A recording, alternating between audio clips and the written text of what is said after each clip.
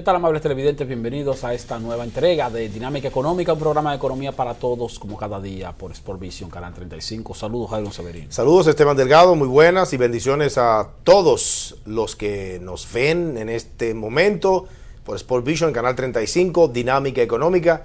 Gracias por estar ahí siempre pendientes. Estados Unidos anunció un aumento de sus reservas petroleras. Ah, bueno, pues eso es importante. Bajó el petróleo. Eso es importante. Bajó 1.48, 47,81 se cotizó hoy al cierre. 47,81, menos de 48. Estados Unidos es una economía transparente, se maneja mucha información. No, Estados Unidos es una pero de las tiene naciones más estrictas con el seguimiento a las estadísticas. Eso sí es de cierto. todo. De todo. De todo. Pero de todo. Hay un buró de censo. Se llama así mismo, buró de censo de Estados Unidos. Oficina de censo de Estados Unidos. Sí. Que eso maneja, señores, es todo, Sí. Porque los países que no cuentan y no calculan lo que hacen, no pueden planificarse. No, así es. Por eso es que este país es un desorden. Sí. Los países tienen que ir contando, determinando cómo nos fue, qué hicimos, cómo se comportó, para ir viendo cuáles son las tendencias en todas las áreas, Estadísticas mensuales publica Estados Unidos. Entonces, en el caso, por ejemplo, de sus reservas petroleras, llevan un levantamiento. Entonces, parece que anunciaron aumento de las reservas, entonces bajó. Delgado, pero ¿tú no crees que quizás, como Estados Unidos tiene tanta capacidad de influenciar en los mercados, influir en los mercados, a veces se puede manejar informaciones para provocar que el mercado reaccione en determinadas circunstancias? Eso lo puede hacer quien domina un determinado mercado. Bueno, pues Estados Unidos tiene la capacidad, tiene capacidad para eso. Yo no te puedo decir que es una práctica correcta, adecuada, pero sí es una práctica de procedimiento. Recuerda que el mercado de commodities de especulación. El que tiene dominio lo va a mover a su favor. O sea, de eso no hay duda. El mercado de commodities, el mercado de bursátil mundial fuerte, es especulativo. De hecho, fíjate que tú compras a futuro, a 3 meses, a 4 meses.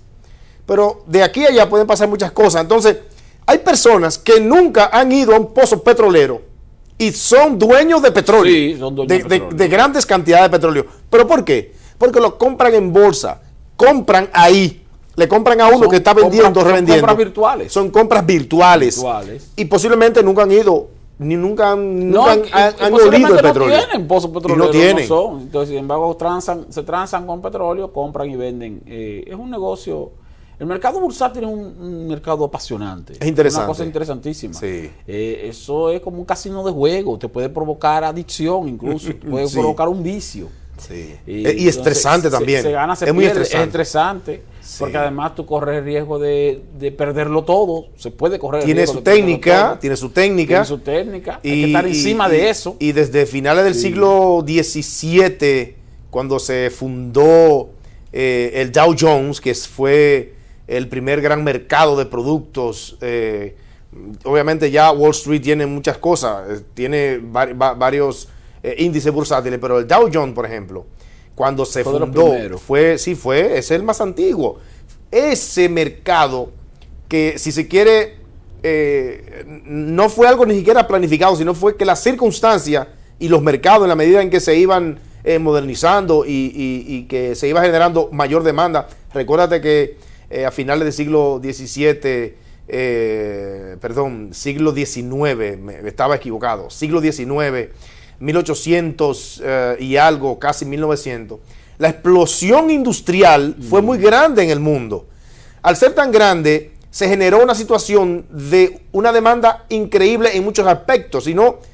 Recuérdate que muchos motores funcionaban con vapor, comenzaron a funcionar con combustible, y los primeros pozos petroleros a mediados del siglo XIX comenzaron a explotarse justamente en Estados Unidos, en Texas y esa zona. Entonces, fíjate cómo inmediatamente comenzó a principios del siglo XX Henry Ford a construir en masa los autos. Sí. Para construir un automóvil es mucha la materia prima de diferentes tipos, renglones, o sea, tipos, pieles, plásticos, metales. Entonces el conocimiento más lo que eso implicaba en términos de la manufactura y de demanda de energía. O sea que lo que sucedió a finales del siglo XIX. Era necesario crear un mercado para la comercialización, para las Exactamente. transacciones, y que ese mercado permitiera que asegurar determinados pedidos de mercancías en determinados momentos sin tener la necesidad de llevárselo de inmediato. Entonces se producen las transacciones de compras a futuro, las transacciones entonces. Pero fíjate que rápido. De pedidos y de mandatos. Qué rápido fue la influencia del mercado bursátil, bursátil, Delgado, que en los años 30 vino la Gran Depresión por la caída justamente. Por la caída, porque fue lo que ocurrió en los años, finales de la década del 20, que fue en el 29, la Gran Depresión. Sí. Fue precisamente eso, olas especulativas en el mercado bursátil, tal y cual ocurrió, por ejemplo, en el año 2008. Esa crisis que ocurrió inmobiliaria en Estados Unidos en el año 2008 fue algo parecido. Incluso habían debates sobre cuál fue de mayor magnitud. Y lógico, cuando tú haces el cálculo en términos de volumen de dinero, es lógico que la del 2008 fue de mayor magnitud. Pero la del 29 fue una cosa totalmente, de gran depresión, porque fue ver la gente vio con sus ojos como personas de clase media y clase alta pasaron automáticamente a la miseria. A la miseria. A la miseria. Pidiendo en la calle, durmiendo en las aceras. Dormir en las aceras, Sí. o viviendo en campamentos. Suicidándose. O sea, fue una cosa extraordinariamente alarmante. Que fíjate también cómo la dinamización de la economía se produce con base en aumentar el gasto. Inversión pública. Sí. Comenzar a construir en áreas incluso hasta donde no sea necesario construir para contribuir con eso a una dinamización de la economía. Y eso ocurrió a principios de los 30, ya con el gobierno ¿Y de en el 2008 Roosevelt, también? cuando comenzó, 2009. cuando llegó la idea de dinamizar la economía con base en inversión pública. Y eso también pasó entre 2008 y 2009. Justamente. Incluso en Estados Unidos, entre 2009 y 2010, Sí. para dinamizar la economía, hubo áreas y sectores residenciales donde comenzaron a destruir aceras y hacerla de nuevo. Y no era necesario hacerla de nuevo, pero era para generar una dinámica económica. Una dinámica económica. Así se empezaron a reconstruir edificaciones que no era necesario reconstruirlas, porque había que hacer obras. Tú sabes que en la crisis de 2008, Inversión de capital. Delgado, mucha gente que tenía dinero, que quizás pasó aquí en el año 2003 también, con la crisis bancaria, se hizo más millonario, porque las crisis también hacen millonarios claro. a quienes tienen la oportunidad en ese momento de hacer grandes inversiones. Eso pasó aquí en el año 2003, cuando se produjo la crisis financiera que afectó al país. Pero lo que ocurre con eso, Jairon, es que tú tienes la oportunidad de hacerte de un buen dinero si tienes el capital disponible. Porque la gente compró muchos inmuebles que se cayeron, el precio se fue a pique. Sí, pero era porque tenía el dinero para comprarlo. Tenía el dinero. Sí, para comprarlo. Ahora, te doy tanto. Para el que tenía la deuda en el banco, ahí no. Ahí no. Ese estaba hecho capital, nada. El que tenía el capital pudo hacerse de dinero y ganarse unos pesos cómodos, tanto en el área inmobiliaria como también en la adquisición de bonos y certificados del Banco Central, que se dispararon las tasas de interés de manera extraordinaria y se sabía que en algún momento iban a bajar. Por lo tanto, comprar un certificado del Banco Central a una tasa de 30, 40% a largo plazo, Sí. sabiendo tú que en el corto plazo la crisis iba a bajar, entonces eso te permitía asegurar un dinero y una ganancia bastante cómoda. Yo llegué a comprar, Jairo, un certificado, bueno, pero ya fuera en los últimos momentos, cuando todavía tú podías ir directamente al Banco Central a comprar certificado, y ya las tasas estaban bajitas. Recuerdo que compré un certificado como de 100 mil pesos, Sí. con una tasa de un 36%. No se me olvida. Una oportunidad buena. Una cosa, pero yo compré la más bajita. Sí. O sea, porque ya venían desplomándose. Entonces, un 36%. Porque había gente que había comprado un 50%. O sea, la mitad. La mitad. Tasa de interés. O sea, una cosa increíble. Entonces, ahora, por ejemplo, para que usted tenga una idea, la tasa de interés está en los bancos 5%, te ofrecen por un certificado. En ese momento el Banco Central ofreciendo un 36% por un certificado. Ya tú sabes que tenías ganancias y que estaba iba a estar por encima de la inflación, iba a estar por encima de la devaluación, entonces te ibas a ganar un dinero. Pero fueron momentos de situaciones. Fíjate como yo te dije, que abrí un certificado de 100 mil pesos. Imagínate que yo hubiera tenido 100 millones de pesos. Me hubiera ganado entonces 36 millones de pesos en un año. Sí, Por por eso es por eso. el asunto de la oportunidad. La oportunidad. Que la economía es también eso, oportunidad. pero la oportunidad es para quien puede aprovecharla. Sí. ¿En qué momento? No está de más por eso la frase popular, filosófica, de que los cuartos van donde hay cuartos. Es por eso. Sí. El capital va donde está el capital. Sí. El favor va donde está el favor.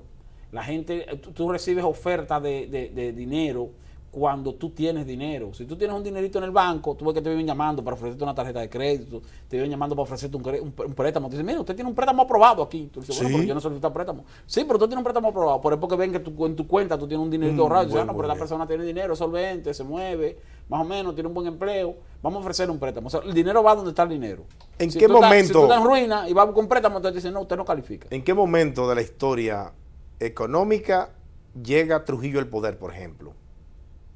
De la historia económica mundial. Sí. Bueno, él llegó en el 30. Sí, Él justamente. llegó a una situación de crisis económica ¿Y mundial. qué pasó en este país en el año 30 también? Un huracán, que fue el ciclón San Zenón, Sí. que acabó, devastó prácticamente la capital, lo poco que había hecho. Sí. Por lo tanto, fue un momento de crisis. Sin y embargo, en ese momento de crisis, el presidente Trujillo, Sí. lo que hizo fue que se engrandeció, Eso. porque inició un proceso de inversión y la gente lo vio entonces como el salvador. Sí. El salvador de un país que estaba en crisis por la influencia mundial, que estaba también en crisis, nuestro principal socio comercial histórico, que era Estados Unidos, Sí. o es Estados Unidos, y que al mismo tiempo había sido devastado por un huracán que nos acabó.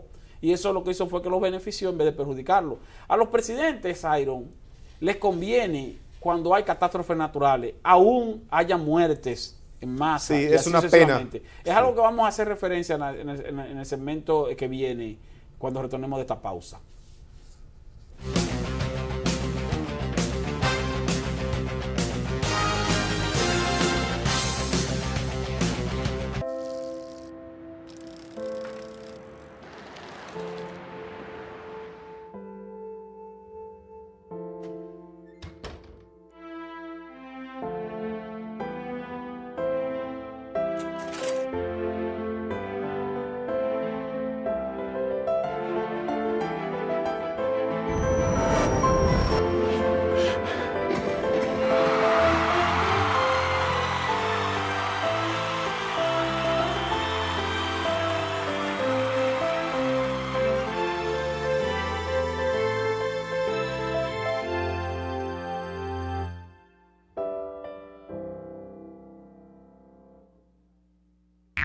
¿Para qué sirve la política monetaria? Llegó el esperado momento de comprar tu vivienda y tienes que solicitar un préstamo hipotecario. Pero te encuentras con una economía con posibles debilidades, en la que el valor del dinero podría subir o bajar sin control. La inflación podría tragarse tu sueldo si es muy alta, o quebrar tus negocios si es demasiado baja. Y las tasas de interés podrían variar tan rápidamente que te daría temor tomar ese préstamo que necesitas. En fin, que no habría estabilidad ni confianza en la economía para que puedas realizar tus sueños. Para evitar esa situación, el Banco Central tiene la responsabilidad de hacer política monetaria, aumentando o disminuyendo la cantidad de dinero que circula en la economía para adecuarla a la demanda real, mantener la estabilidad de precios, garantizar el valor del dinero, controlar la inflación y cuidar que las tasas de interés se correspondan con la dinámica del mercado. Porque en una economía estable y confiable, puedes convertir tus sueños de hoy en tus logros del mañana. Campaña de Educación Económica y Financiera del Banco Central de la República Dominicana. Por la estabilidad y el crecimiento. La CDEE, enfocados en su plan integral, trabaja en más de 100 proyectos de reducción de pérdidas y rehabilitación de redes en todo el país para mejorar el voltaje y mantener la continuidad del servicio. Se construyen 8 nuevas subestaciones, 16 en proceso de repotenciación, 24 en total. Avanzamos con 1.825 kilómetros de redes rehabilitadas, 268 kilómetros de nuevos circuitos, más de 20.000 clientes prepago, 243.000 clientes normalizados, 212.000 nuevos clientes telemedidos, alcanzando ya más de 340.000 en las 3 sedes. Corporación Dominicana de Empresas Eléctricas Estatales, CDEE, hacia la solución definitiva.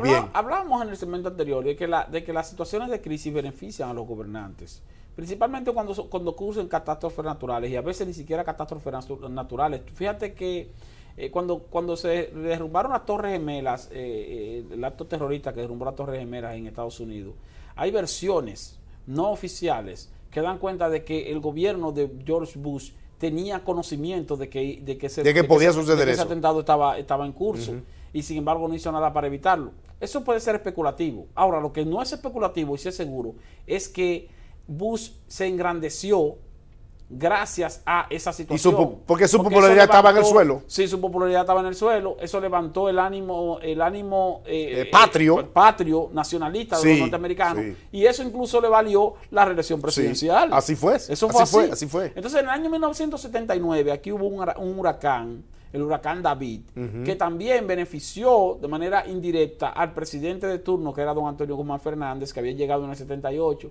No era un presidente muy diestro y todos lo sabemos, pero al producirse esa situación, apenas un año después de haber llegado a la presidencia, entonces él tuvo la oportunidad ahí de ganarse el favor del pueblo en procura de contribuir con su gobernante para poder reconstruir el país. ¿Y qué le pasó a Leonel Fernández en el 98 también? En el 98 también, cuando se produjo el huracán George, que no le benefició más porque hubo actuaciones de torpeza de parte de funcionarios de su propio gobierno, que entonces lo que hicieron fue que le afectaron en cuanto a el hecho de que pudo haberse evitado determinadas situaciones, como fue el caso, por ejemplo, de lo que ocurrió en la Mesopotamia, en San Juan de Maguana, a causa de las declaraciones torpes e inoportunas que ofreció el entonces director de la Defensa Civil, el señor Pidio Báez, que actualmente es diputado y vocero del PLD en la Cámara de Diputados.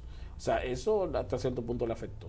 Pero se benefician de situaciones de crisis. Por eso ustedes ven en determinados momentos que cuando el presidente de Venezuela, Maduro, tiene situaciones incómodas, pues entonces arma una campaña en contra de Estados Unidos, que Estados Unidos quiere acabar con nosotros, qué sé yo qué, para y lo que hizo ahora con Colombia, por ejemplo. O lo que hizo también con Colombia, ahora con la frontera con Colombia, o lo que hizo Cristina Kirchner Cristina Fernández. Cristina Fernández de Kirchner. Sí, viuda Kirchner ahora. Viuda Kirchner en Argentina, cuando tenía una situación interna difícil, y entonces abrió un debate con el asunto de las Islas Malvinas y de Inglaterra, que si quiero mis islas otra vez, que sé yo qué, para levantar el ánimo interno del gobierno. Y ocurrió aquí muy recientemente, cuando el presidente Danilo Medina, en medio de este afán de reelección, modificó la Constitución. Entonces había una situación de disgusto por la violación de procedimientos institucionales en el país. ¿Y qué ocurrió? Bueno, se abrió una campaña de defensa de la nacionalidad dominicana y de nuestro derecho a repatriar a los haitianos, y de nuestro derecho a que ya se acabó el plazo. Y eso entonces provocó que la gente, todo el tema era haitiano. Y los medios se coparon con esta información, la radio, la televisión, los periódicos, todo el mundo. Sí. Y se olvidaron de que hubo toda clase de maniobras para modificar esa Constitución. Peor que cuando Hipólito Mejía. Sí, fue peor. Mucho peor. Fue peor porque cuando Hipólito Mejía hubo sobornos e influencias particulares e individuales con determinadas personas. Y que el PLD canceló y votó. Ahora suspendió. ¿Qué fue lo que hizo? Sí, el PLD ¿Diputados? Suspendió, canceló, expulsó a los legisladores que apoyaron esa reelección. Y amenazó con sancionarlo de inmediato si lo apoyaban. Pero no solo eso. En aquel momento, como te dije, hubo manifestaciones de influencia y tal vez de soborno a determinadas personas de manera individual. En este caso, hubo manifestaciones de influencia y de violación de procedimientos institucionales generalizados. Y al ser generalizado, entonces eso se traduce en algo peor. Además, yo creo que lo penoso también en este proceso de reforma, y que el presidente, con todo el derecho que le asiste a aspirar, porque es un dominicano de derecho. Lo que se hizo fue un procedimiento, o sea, lo que ocurrió con la Constitución fue algo legal. Sí. Lo que no fue, y no fue ilegal tampoco la forma. La forma lo que fue irregular, fue antiética, fue violatoria de los procedimientos institucionales. Se afectó la dignidad de determinadas personas, y se afectó también la institucionalidad del país, y se afectó la institucionalidad interna de ese partido, pero no fue ilegal. Sobre todo el presidente, que había dicho algunas cosas tan serias respecto a eso de la reelección presidencial y Bueno, más sí, cuando... por eso es que el hombre Sí. es él y sus circunstancias. Ah, bueno, también es cierto, el hombre Hay que es tomar en él cuenta y eso. sus circunstancias. Sí, claro. Esa es una frase Sí, o sea, muy importante, pero tú sabes que hay que, con eso de las crisis ahora y los presidentes, yo quiero, por ejemplo, reconocerle al presidente Hipólito Mejía. Recuerde que una vez ya había perdido las elecciones en el 2004, Sí. cuando se provocó lo de Jimaní, Río Blanco, que se llevó el pueblo entero. sí, sí, ¿Recuerda? sí, claro. Fue una situación muy triste, muy lamentable.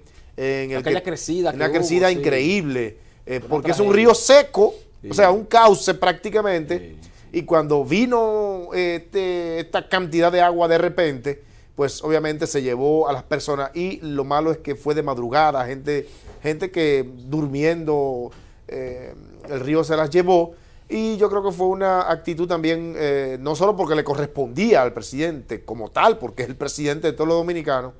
Hipólito Mejía fue bastante responsable y mudó el gobierno, o gran parte del gobierno, para allá, y eso es importante también reconocérselo. Pero también el presidente Fernández en el año 98, 2010 capitalizó la también situación con Haití. Sí, Cuando el sí. terremoto de Haití, la actuación Sí. que tuvo Leonel Fernández de ir a asistir de inmediato a los haitianos y al gobierno haitiano y a dar su mano de solidaridad al gobierno haitiano, eso lo que hizo fue y que lo posicionó internacionalmente también benefició más todavía. políticamente Sí. a lo interno al presidente Leonel Sí. Fernández, y lo posicionó también a nivel internacional. O sea, Sí. que fue una actuación de solidaridad, sí, de solidaridad, Sí. pero también fue una maniobra política para capitalizar una situación que ¿Funcionó? en determinado momento te va a funcionar, porque se va a reflejar en que es una manifestación de parte de tu pueblo, decir, oye, lo hizo bien, nuestro presidente actuó bien, nuestro presidente actuó correctamente. Ya tú no dices el presidente al que tú adversas, sino nuestro presidente, el presidente de tu país. Sí, así Porque lo ves ya ciertamente. como parte de algo que se ha hecho en una nación que te pertenece, porque es tu nación, porque es tu gobierno, porque es tu presidente. Ahora bien, los niveles de popularidad del presidente Medina Delgado, que quizás no ha tenido que enfrentar catástrofes naturales, desastres naturales importantes, excepto la sequía grande que Sí. Pero eso no es todavía una se cosa siente, pero eso no es extraordinaria. un asunto extraordinario. Sí. ¿A qué entonces podemos atribuir que el presidente Medina tiene una aprobación de su gestión? Hay que diferenciar aprobación de gestión, intención del voto y voto. Son Sí, tres claro, cosas son diferentes. tres cosas diferentes. Pero la aprobación de la gestión del presidente Medina, pues es de las mejores de América Latina. Como presidente es uno de los mejor valorados. Entonces creo que también habría que analizar cuál sería la circunstancia en la que el presidente Medina, no creo que solo las visitas sorpresa o llegar y financiar de manera directa a productores vía cooperativas, suborganizaciones, pero ¿qué puede ser en este caso cuando también el gobierno enfrenta situaciones increíbles de alza de precio, por ejemplo? La gente siente y ve que realmente hay situaciones difíciles de precio, y el aspecto de inseguridad que la gente siente. Como dominicanos, nosotros no estamos acostumbrados a vivir en incertidumbre y uno estar y hay que decirlo así, chivo en la calle, chivo cuando anda en la calle, porque cuando tú estás en un semáforo, Delgado, tú sabes muy bien que tú estás pendiente a los espejos retrovisores, porque tú no sabes quién viene y puede hacerte daño. Quizás no es que sea algo que va a pasar, pero uno tiene el temor, porque hoy día los medios de comunicación, las redes sociales se han encargado también de que se sepa todo, cualquier cosa. Entonces no es posible que en medio de una situación mediática también incómoda en algunos temas, el presidente Medina tenga un 80 y algo %, que es posible, obviamente. Bueno, habría que ver también cómo es que se hacen esas mediciones, porque tú tienes que entonces países donde hay gobernantes que tienen una valoración muy baja y sin embargo sus ciudadanos no piensan igual. Vamos a una pausa. Cuando retornemos, seguimos Dinámica Económica.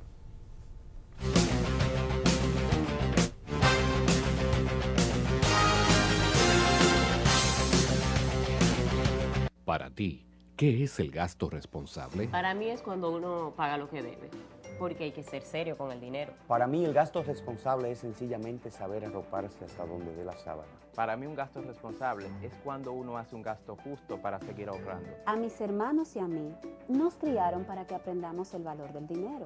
Así aprendí a manejar mi presupuesto.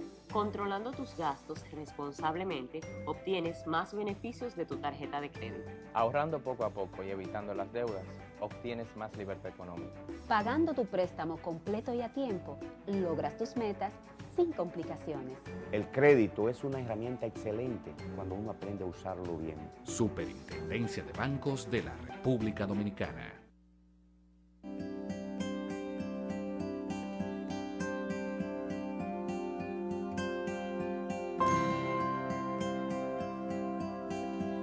Cada día, muchas somos las mujeres que nos vemos con problemas que no nos dejan ni movernos, que se sienten como si tuviéramos una montaña encima.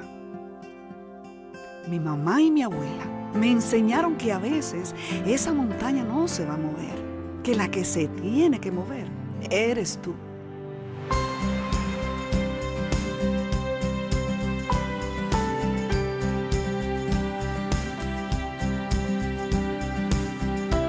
Ellas movieron grandes montañas para que yo llegara a ser lo que soy hoy.